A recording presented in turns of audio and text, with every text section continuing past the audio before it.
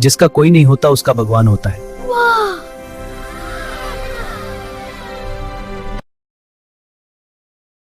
सोने की पतंग की बारिश। लाजपत नगर की एक झुग्गी बस्ती में रीत नाम का एक लड़का रहता था। परिवार के नाम पर ना ही रीत का कोई अपना था और ना ही रीत की जिंदगी में कोई ऐसा था जिसे रीत अपना कह सके।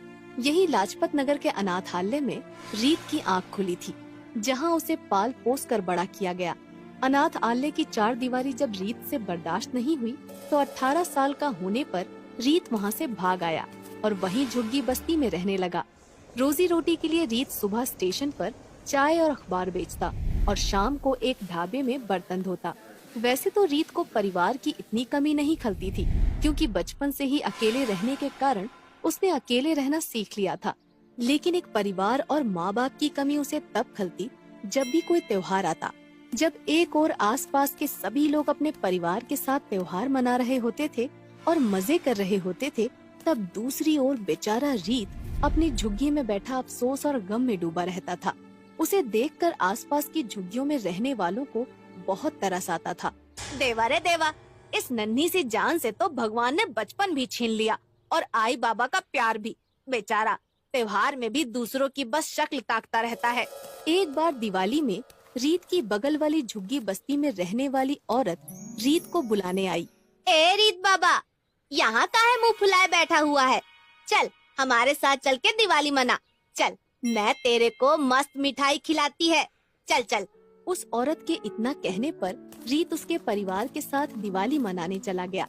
उसे अपने साथ ले जाकर उस औरत ने घर की बनी मिठाई खिलाई और फिर उसे बढ़िया खाना भी खिलाया।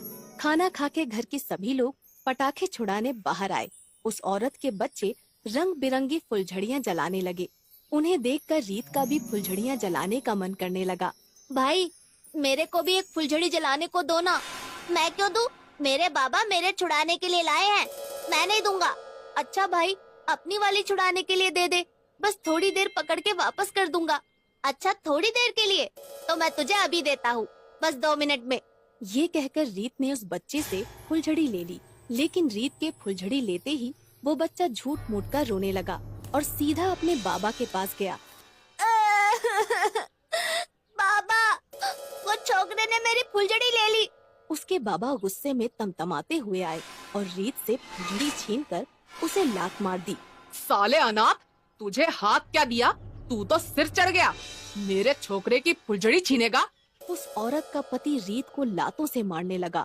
भाऊ भाऊ, मार क्यों रहे हो? मैंने छीनी नहीं है, बस तेरे छोकरे से थोड़ी देर के लिए ली थी। आई शपथ। अच्छा, तो तू कहना चाहता है कि मेरा छोकरा झूठ बोलता है? साला एहसान फरामोश, भाग यहाँ से। आइंदा मेरी झुग्गी के आसपास भी दिख गया तो साले टांगे तोड़ दूंगा। आई जी की शपथ। रीत रोता रोता वहाँ से भाग आया और पास के ही गणेश पंडाल में जाकर बैठ गया। गुस्से में वो गणेश जी के सामने अपनी दास्तां सुनाने लगा। हे देवा, एक तो आई बाबा भी नहीं दिए, त्योहार में कोई साथ निभाने वाला भी नहीं दिया, ऊपर से आज एक परिवार के साथ दिवाली मनाने का मौका मिला तो तूने वो भी मुझसे छीन लिया। इतनी ही चिंता है तुझे अपने भक्तों की। रीत रोता जा रहा था और साथ ही साथ भगवान को अपनी दुख भरी कहानी बताए जा रहा था। खैर, समय बीतता गया और रीत फुटपाथ के किनारे रहने लगा। इस तरह बीतते बीतते रीत की जिंदगी में एक और त्योहार आ गया, जो था 15 अगस्त, यानी कि स्वतंत्रता दिवस। हाँ, वही दिन जिस दिन लोग घर पर बैठकर छुट्टी का मजा लेते हैं और सावन के बादलों के बीच पूरे दिन छत पर पतंग उड़ाते हैं। रीत को हमेशा से पतंग बहुत पसंद थी, लेकिन बदकिस्मती से उसके पास एक भी पतंग खरीदने के पैसे नहीं थे। वैसे ही बड़ी मुश्किल से रीत का खाने पीने का गुजारा हो पाता था, तो पतंग खरीदना तो दूर दूर तक रीत के बस में नहीं था। लेकिन इसका रीत ने एक रास्ता ढूंढ निकाला था। भले ही वो पतंग खरीद नहीं सकता था, लेकिन जो पतंग कट जाती थी उन्हें तो वो लूट ही सकता था।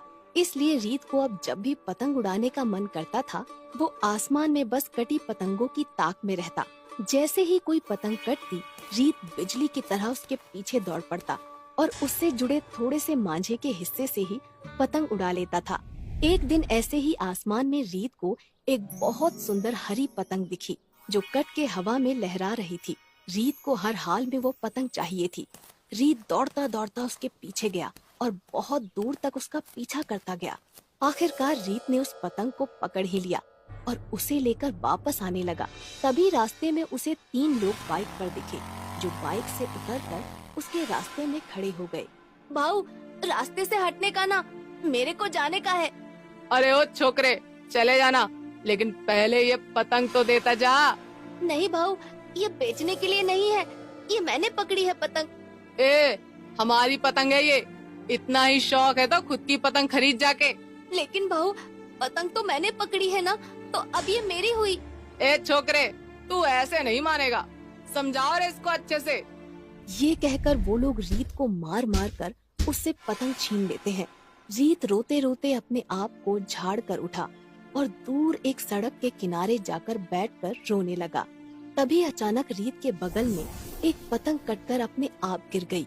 रीत को नहीं पता था कि ये पतंग किसकी थी, क्योंकि इसमें तो डोर ही नहीं थी और ये वाली पतंग तो पहले वाली से भी सुंदर थी।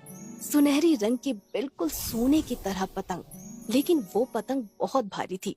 रीत को भी ये देखकर बहुत हैरानी हुई कि इतनी भारी पतंग हवा में कैसे उड़ रही है।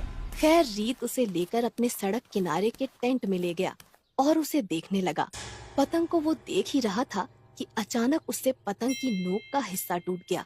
रीत को ये देखकर हैरानी हुई कि कागज की जगह वो पतंग किसी धातु की बनी हुई थी।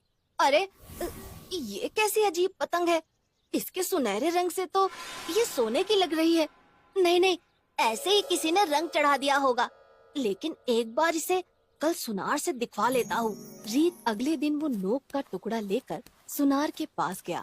सुनार ने उस टुकड़े को सोने की जांच करने वाले पत्थर पर घिस कर देखा। अरे छोकरे, तेरे हाथ इतना खरा सोना कहाँ से लग गया? चोरी किया है क्या? नहीं नहीं भाऊ, मेरी माँ का है, ये असली सोना है। अरे 24 कैरेट खरा सोना है, बेचेगा? हाँ भाऊ, असल में पैसे की बहुत तंगी चल रही है। सुनार ने उस टुकड़े के बदले रीत को 80,000 रुपए दिए। रीत तो इतने सारे पैसे पाकर फूला न समाया, लेकिन उसने इन पैसों को इधर उधर बर्बाद करने की बजाय एक मिठाई की दुकान खरीद ली और धीरे धीरे पतंग के टुकड़े बेचकर वहाँ अच्छे हलवाई और लोग लगा दिए। किस्मत से रीत की वो मिठाई की दुकान चल पड़ी और उसकी खूब कमाई होने लगी। अब तक पतंग का 1/4 हिस्सा भी नहीं बिका था। धीरे धीरे रीत ने कई धंधे खोल लिए और कुछ सालों में रीत बहुत अमीर हो गया। कभी अनाथालय और झुग्गियों में रहा बच्चा आज 24 की उम्र में इतनी सारी दौलत और प्रॉपर्टी का मालिक था और बंगले में रह रहा था। भगवान ने जब छीना तो उससे सब कुछ छीन दिया और दिया तो सब कुछ दे दिया। रीत आज भी यही सोचता रहता है कि आखिर वो पतंग आई कहाँ से, जिसने उसकी किस्मत बदल कर रख दी। लेकिन इस बारे में ज्यादा सोचने की बजाय वो भगवान का चमत्कार मानकर इसे भूल गया। रीत ने अपनी पढ़ाई पूरी की, जो कि गरीबी की वजह से अब तक वो पूरी नहीं कर पाया था। शादी करके रीत भी अब अपने परिवार के साथ रहने लगा था और खुशी खुशी अपनों के साथ त्योहार मनाने लगा।